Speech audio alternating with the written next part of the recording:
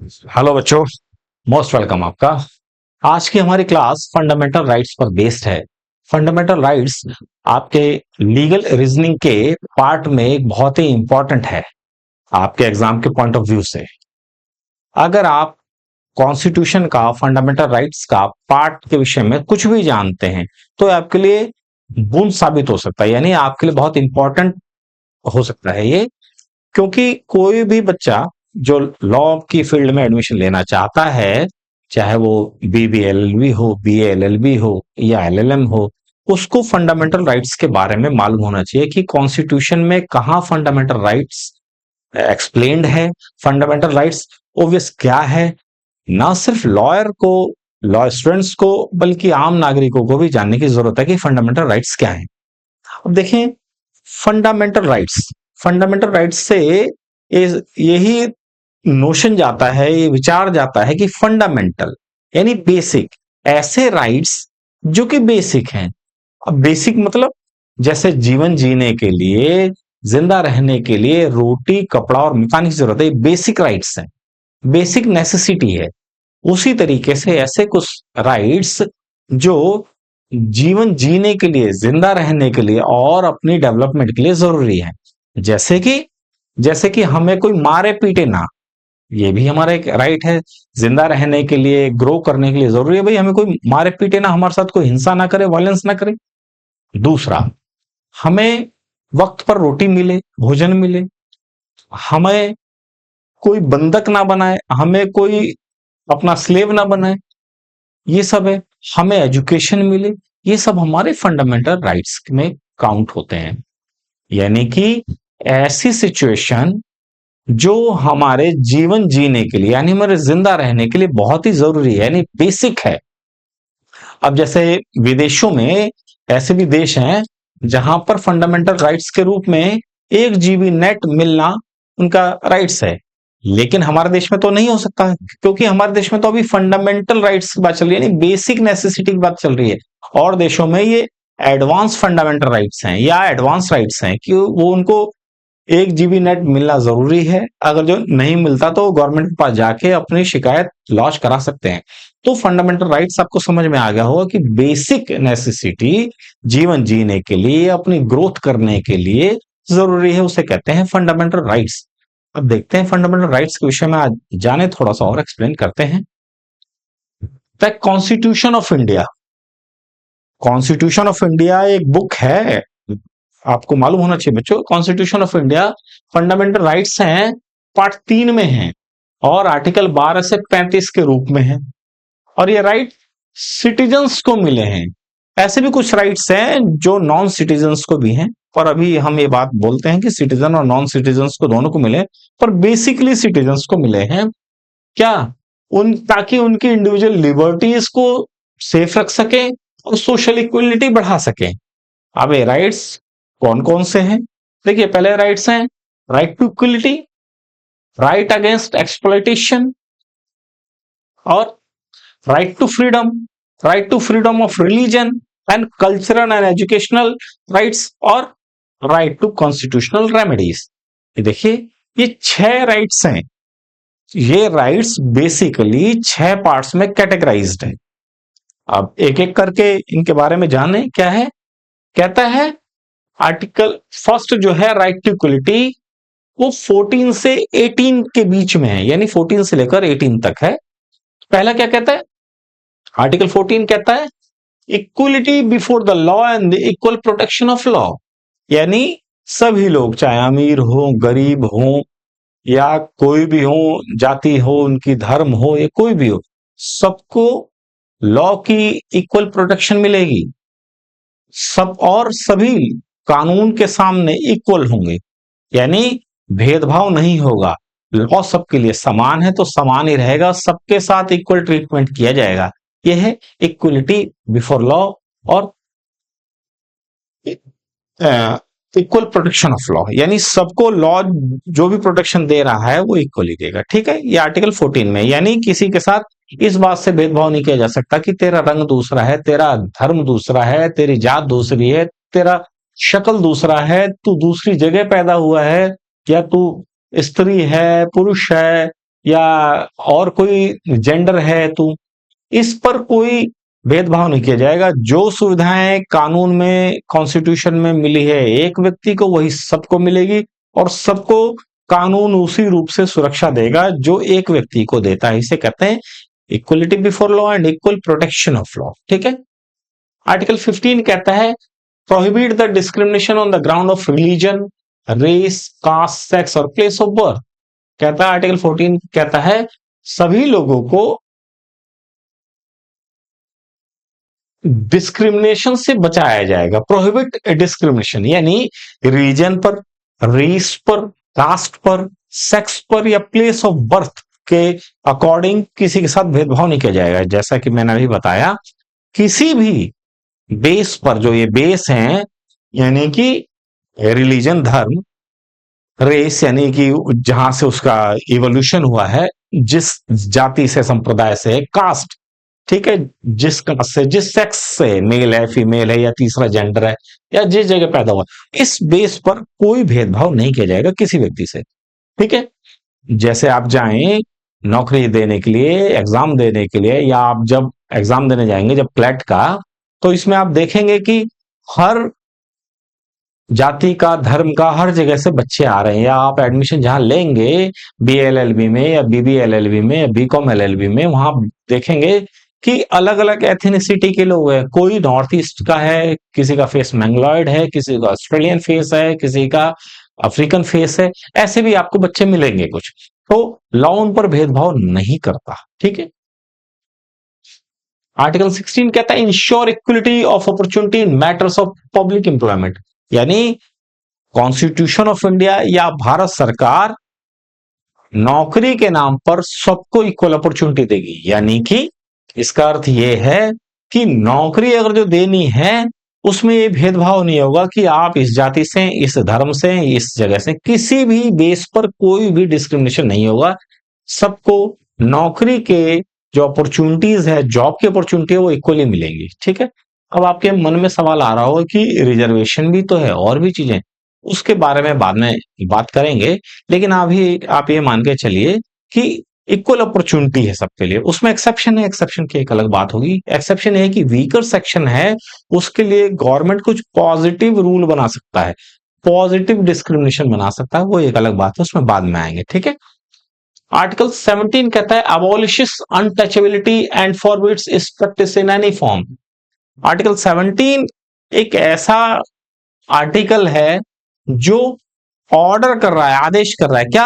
अबॉलिशिस the practice of untouchability, यानी छुआछूत को आज से खत्म किया जाता है। इस सेक्शन का अर्थ है, ये एक अकेला आर्टिकल है जो कहता है, जो ऑर्डर देता है। क्या ऑर्डर देता है? अनटचेबिलिटी आज से खत्म की जाती है। यानी कि क्या मतलब है इसका? अर्थ ये है कि अनटचेबिलिटी यानी आजादी से पहले या संविधान आने से पहले या और भी पहले अनटचेबिलिटी थी, यानी छुआछूत थी। यानी अगर जो ऊंची जात, सो कॉल्ड ऊंची जात वाले व्यक्ति ने सो कॉल्ड नीची जात वाले व्यक्ति को छू दे तो वो भ्रष्ट हो जाता था। तो छूना नहीं है, खाना नहीं है, उसके साथ बैठना नहीं है, उसका पानी नहीं पीना, इसे कहते हैं अनटचेबिलिटी। छूना नहीं है, उसको भी नहीं और उससे रिलेटेड किसी सामान को नहीं। तो कॉन्स्टिट्यूशन ऑफ इंडिया में आर्टिकल 17 में अनटचेबिलिटी को एक ऑफेंस बना दिया गया और अनटचेबिलिटी को खत्म कर दिया गया। ये एक ओनली एक आर्टिकल है जो आदेश देता है कि खत्म किया जाता है। बाकी कॉन्स्टिट्यूशन में कोई और आर्टिकल ऐसा ऑर्डर नहीं करता। ठीक है। अब आते हैं 18, abolish the title except the military and academic distinction. Article 18 कहता है कि सबके टाइटल का जो नॉमेनक्लेचर था, नाम था, या जो टाइटल देते थे, महाराजा, राजा, राजकुमार, नवाब, राय बहादुर, शेरे जहां, शाहे जहां, वो सब हटा लिया गया। यानी अब कोई टाइटल मान्य नहीं होगा। इस प्रकार का कोई टाइटल, जैसे अब कोई लगा ले कि भाई मेरा नाम राजकुमार राजेंद्र प्रताप सिंह है, होगा भाई, तू अपने आप बोल सकता, पर तुझे गवर्नमेंट नहीं देगी और गवर्नमेंट के डॉक्यूमेंट में ऐसा रिकॉग्निशन भी नहीं होगा। आप सिर्फ कौन सा टाइटल मिलेगा? आप टाइटल रहेगा पद्मश्री, भारत रत्न, डॉक्टर, ब्रिगेडियर या मेजर, लेफ्टिनेंट जनरल, ये सब रह सकते हैं। एक इनका अबॉलिशन नहीं है। अबॉलिशन जो हमारी फ्यूडल माइंडसेट को शो करता था वो टाइटल अबॉलिश हो जाएंगे। ठीक है, ये हो गया। तो ये राइट टू इक्वलिटी में 14 से लेकर 18 तक है। हम देखते हैं अगला क्या है। अगला है राइट टू फ्रीडम। अब राइट टू फ्रीडम में 19 से 22 कहता है guarantee 6 freedom, speech and expression, assembly, association, movement, residence and profession. कहता है 6 प्रकार की आर्टिकल 19 6 टाइप की फ्रीडम को रिकॉग्नाइज करता है। क्या क्या करता है? स्पीच का, एक्सप्रेशन का, असेंबली का, एसोसिएशन का, मूवमेंट का, रेजिडेंस का एंड प्रोफेशन का। कहता है फ्रीडम क्या होगी? स्पीच एंड एक्सप्रेशन एक बात होती है, स्पीच और एक्सप्रेशन अलग अलग नहीं है, यानी बोलने की जो फ्रीडम है उस सबको मिलेगी। असेंबली यानी अगर जो कोई असेंबली बनाना चाहता है, कोई ग्रुप बनाना चाहता है, वो भी फ्रीडम सबको मिलेगी। तीसरा एसोसिएशन। एसोसिएशन यानी कोई अपने धर्म के, जाति के आधार पर, कुछ स्टूडेंट के आधार पर कोई ग्रुप बनाना चाहता है।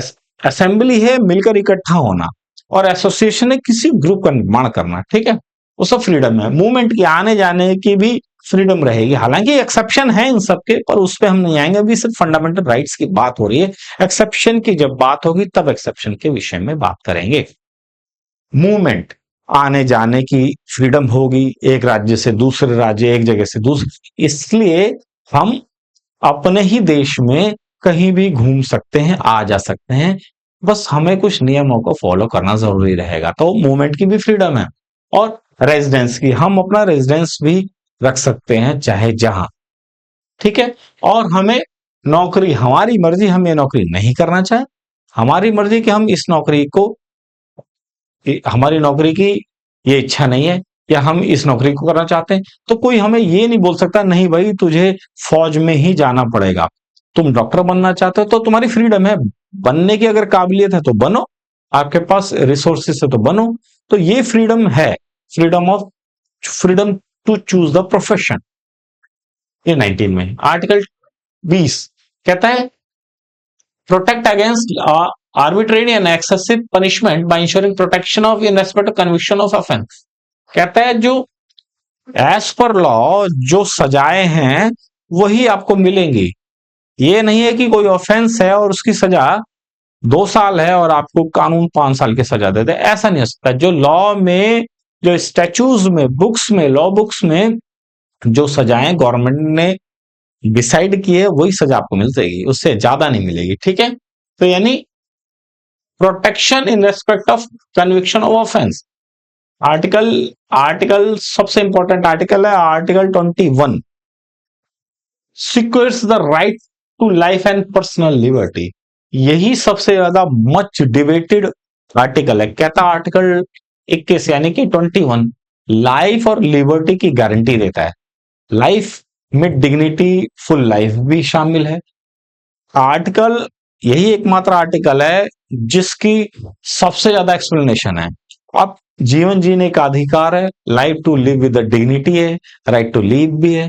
तो इसके अकॉर्डिंग सारी जितनी एक्सप्लेनेशन होती है कोर्ट की जो फंडामेंटल राइट्स पर बेस होती है, जैसे कि एक एग्जांपल है कि हमें साफ हवा में जीने का हक है, यानी हवा साफ चाहिए, पॉल्यूशन फ्री चाहिए, तो वो भी आर्टिकल आर्टिकल 21 में ही फॉल होगा। दूसरी चीज, अगर हमारे पास रोडें सही नहीं है तो रोडों को ठीक रखना भी आर्टिकल 21 में ही शामिल है। यानी कोई भी राइट्स जनरली आर्टिकल 21 में इंट्रोड्यूस या मच एक्सप्रेस कर दिया जाता है। तो आर्टिकल 21 यानी आर्टिकल 21 बहुत ज्यादा इंपॉर्टेंट है, लगभग लगभग सारी चीज में फॉल होने लगी है। ठीक है, सुप्रीम कोर्ट की जितनी भी डिसीजन आती है आर्टिकल 21 उसमें शामिल होता ही है, अगर वो फंडामेंटल राइट से बेस है तो। ठीक है, आर्टिकल 21A कहता है फ्री एंड कंपलसरी एजुकेशन हो 6 से 14 साल के बच्चों के लिए, ये तो आपको मालूम ही होगा। Article 22 protect against the arbitrary arrest and detention. Article 22 यानी कि 22 कहता है कि किसी को भी जबरदस्ती अरेस्ट नहीं किया जाएगा, और जो लॉ में उसके फ्रीडम की जो गारंटीज है उसको, उसके तहत उसको फ्रीडम दी जाएगी, बेल दी जाएगी, उसको रिलीज किया जाएगा। किसी को आर्बिट्रेरी अरेस्ट नहीं किया जाए, आर्बिट्रेरी यानी अपने अपने मन से, अपने मनमाने तरीके से अरेस्ट नहीं किया जा सकता। आर्टिकल 22 तो बहुत इंपॉर्टेंट है, राइट टू फ्रीडम, आर्टिकल 19 से 22। अब आते हैं राइट अगेंस्ट एक्सप्लॉयटेशन। कहता है इसमें क्या है, हमारा कोई एक्सप्लॉइट ना कर सके, हमारा अधिकार है कि हमें कोई एक्सप्लॉइट ना करे। अगर किसी ने हमें एक्सप्लॉइट किया है तो इसकी रिकोर्स यानी रेमेडीज हम गवर्नमेंट अथॉरिटी से मांग सकते हैं। क्या है इसमें शामिल, आर्टिकल 23 में, 24 में, 23 एंड 24। 23 कहता है ह्यूमन ट्रैफिकिंग को रोका जाए और फोर्स लेबर को रोका जाए। यानी ह्यूमन ट्रैफिकिंग होती है छोटे बच्चों को या बच्चों को, एनीवे इंसानों को बेचना, इंसानों का व्यापार। और फोर्स लेबर होता है जबरदस्ती बधुआ मजदूरी कराना, वो रोका जाए। दूसरा चाइल्ड लेबर को रोका जाए, आर्टिकल 24। ठीक है, दो ही है राइट अगेंस्ट एक्सप्लॉयटेशन में, दो ही, आर्टिकल 23, आर्टिकल 24। ठीक है, आर्टिकल 23 कहता है ह्यूमन ट्रैफिकिंग और फोर्स लेबर, आर्टिकल 24 कहता है चाइल्ड लेबर को रोक दिया जाए। ये ठीक है, ये था एक्सप्लॉयटेशन। अब आते हैं आर्टिकल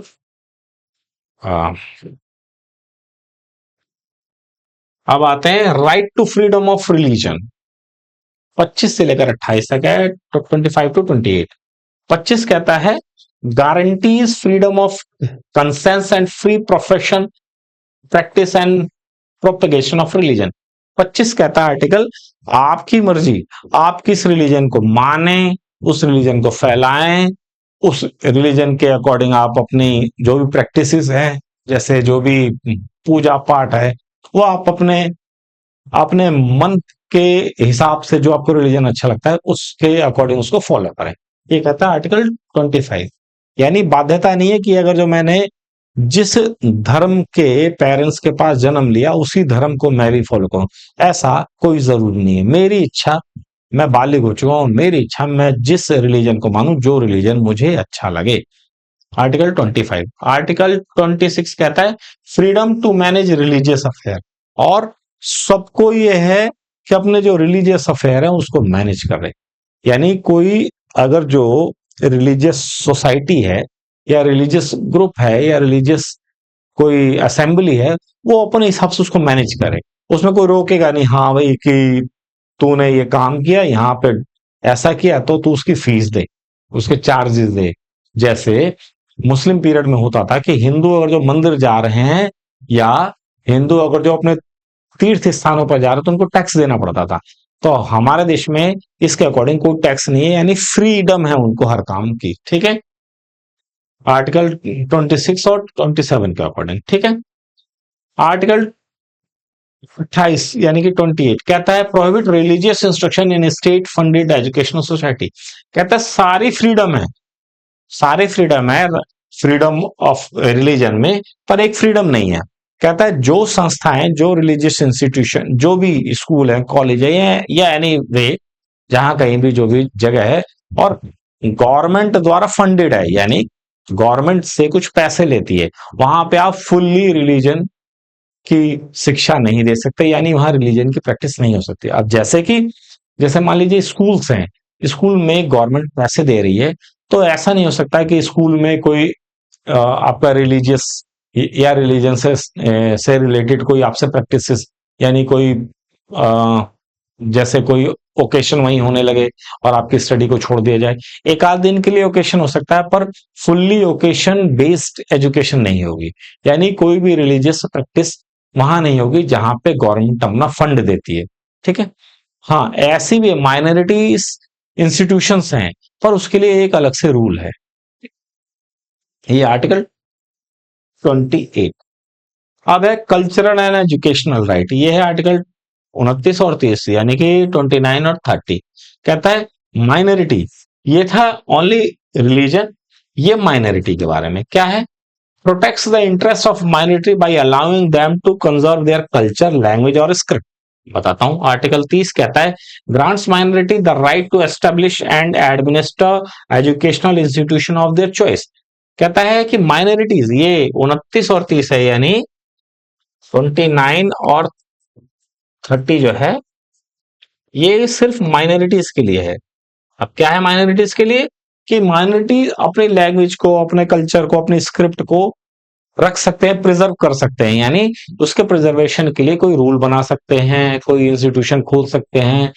मान लीजिए कोई ऐसा रिलीजन है जहां पे उर्दू है या अरबी है या और कोई मैन्युस्क्रिप्ट है, पंजाबी है, गुरुमुखी है, तो उसके लिए वो अपने इंस्टीट्यूशन बनाए, उसके प्रोपगेशन के लिए, उसको सेव करने के लिए कुछ करें, उनको रोका नहीं जाएगा। ठीक है। और माइनॉरिटी को ये भी गारंटी है कि अपने एजुकेशन इंस्टीट्यूशंस अपनी इच्छा के बना ले, यानी जैसे आपने देखा होगा, जैसे एएमयू है, जामिया है, ये माइनॉरिटी इंस्टीट्यूशंस में काउंट होते हैं। या आपने गुरु हरिकृष्ण स्कूल सुने होंगे, माइनॉरिटी इंस्टीट्यूशन में शामिल है। ऐसा नहीं है कि इसमें एडमिशन औरों को नहीं मिलेगा, औरों को मिलेगा, पर माइनॉरिटी को पहले वेटेज दी जाएगी।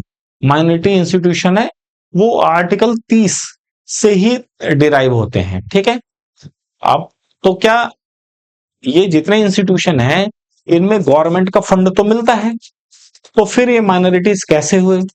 गवर्नमेंट का फंड मिलता है, लेकिन माइनॉरिटी ऑर्गेनाइजेशन उसको अर्न कर रही है और माइनॉरिटीज के वेलफेयर के लिए है आर्टिकल 30 के अकॉर्डिंग, पर उसको मिल रहा है फंड आर्टिकल 28 के अकॉर्डिंग। तो दोनों के समन्वय से, कोऑर्डिनेशन से रन की जाती है, यानी उसमें अदर देन माइनॉरिटी को भी एडमिशन दिया जाएगा और उसमें फुल्ली रिलीजन के पार्ट को फॉलो नहीं किया जाएगा। ये है, चाहे वो माइनॉरिटी इंस्टीट्यूशन ही क्यों ना हो। यानी ऐसा नहीं हो सकता कि नॉन माइनॉरिटी है जो, अगर उसने एडमिशन ले रखा है तो उसको भी वही प्रैक्टिस के लिए मजबूर किया जाए जो कि वहां पे जनरली माइनॉरिटी वाले बच्चे जिस प्रैक्टिस को फॉलो कर रहे हैं। ठीक है। तो आर्टिकल 30 है। अब है आर्टिकल 32। आर्टिकल है राइट टू कॉन्स्टिट्यूशनल रेमेडी। कहता है अगर ये सब ना मिले, यानी अगर ये सब ना मिले, जितने फंडामेंटल राइट्स को आपको गवर्नमेंट ना दे, फिर आप क्या करेंगे? जैसे ये जो सारी चीजें हैं, 5 चीजें हैं, 5 हेडिंग्स है, इस 5 हेडिंग्स में आपको कोई भी राइट्स ना मिले या कोई एक राइट ना मिले या आधा मिले, अधूरा मिले, फुल्ली फॉलो नहीं किया जाए, फिर आपके पास क्या बात बचती है? भाई ये तो आपका फंडामेंटल राइट्स है, यानी आपका राइट है, अधिकार है, ये आपको नहीं मिले तो फिर क्या कीजिएगा? फिर आपके पास एक और राइट है, राइट टू कॉन्स्टिट्यूशनल रेमेडीज। आप सुप्रीम कोर्ट के पास जाएं, empower citizen to move the Supreme Court for enforcement of fundamental rights, making it the protector of guarantor of these rights। कहता है अगर इनमें से किसी फंडामेंटल राइट्स आपका रोक लिया जाता है, तोड़ दिया जाता है, नहीं दिया जाता, अधूरा दिया जाता है, तो आपके पास एक राइट और भी है कि आप सुप्रीम कोर्ट में जाएं और बोले जी मुझे एजुकेशन नहीं दी गई। आप उन्हें बताया कि जी मैं 6 से 14 साल का बच्चा हूं, मतलब आप नहीं जा सकते 6 से 14 साल, इनके जरिए कोई जाए, वो बोलेगा जी कि मेरा फंडामेंटल राइट्स था एजुकेशन का, मुझे नहीं मिला। और कोई कह सकता है जी मुझे आर्बिट्रेरी अरेस्ट कर लिया गया पुलिस ने, तो सुप्रीम कोर्ट इन सारी बातों को देखेगी और अपने फैसले देगी और आपके राइट्स को प्रोटेक्ट जरूर करेगी। जैसे एग्जांपल आपको देता हूं, दिल्ली में पहले फैक्ट्रीज हुआ करती थी, धुआं उगलती थी और भी बहुत सारी बातें थी, बहुत ज्यादा पॉल्यूशन इतना ज्यादा होता था कि व्हाइट शर्ट अगर जो आप पहने और सड़कों पर घूमे सुबह दोपहर शाम या एक वक्त एनी टाइम, तो आपकी व्हाइट शर्ट बिल्कुल ब्लैक हो जाती थी। ऐसी भी स्थिति आ रही है सन 2000 से लेकर 2005 के बीच में। तो एक व्यक्ति गया और उसने कहा जी मेरी जीवन जीने का अधिकार है।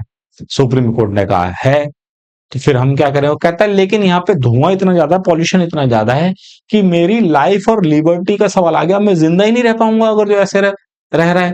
तो सुप्रीम कोर्ट ने कहा बात तो सही है, आपकी लाइफ इससे बाधित होती है, आपकी लाइफ इससे डेंजर में आ जाएगी, इसलिए दिल्ली में सारी फैक्ट्रीज बंद कर दी गई। तो क्यों? सुप्रीम कोर्ट ने कहा कि आपकी लाइफ की गारंटी है, आपकी राइट टू लाइफ की गारंटी है, वो आपको मिल नहीं रहा है, तो हम आर्टिकल 32 के अकॉर्डिंग फैसला लेते हैं और दिल्ली की फैक्ट्रियां बंद कर देते हैं क्योंकि आपको साफ हवा नहीं मिल रही। उसने कहा मुझे नहीं, पूरी दिल्ली को नहीं मिल रही, तो उसने सुप्रीम कोर्ट ने फैसला दे दिया। तो ये हमारा आज का टॉपिक जो था फंडामेंटल राइट्स पर बेस था। उम्मीद है आपको समझ आया होगा। अगर समझ आया है तो मेरे चैनल को सब्सक्राइब करें, शेयर करें और मुझे मैसेज भी जरूर करें। मेरा फोन नंबर है, व्हाट्सएप नंबर है 8800815796। थैंक्स।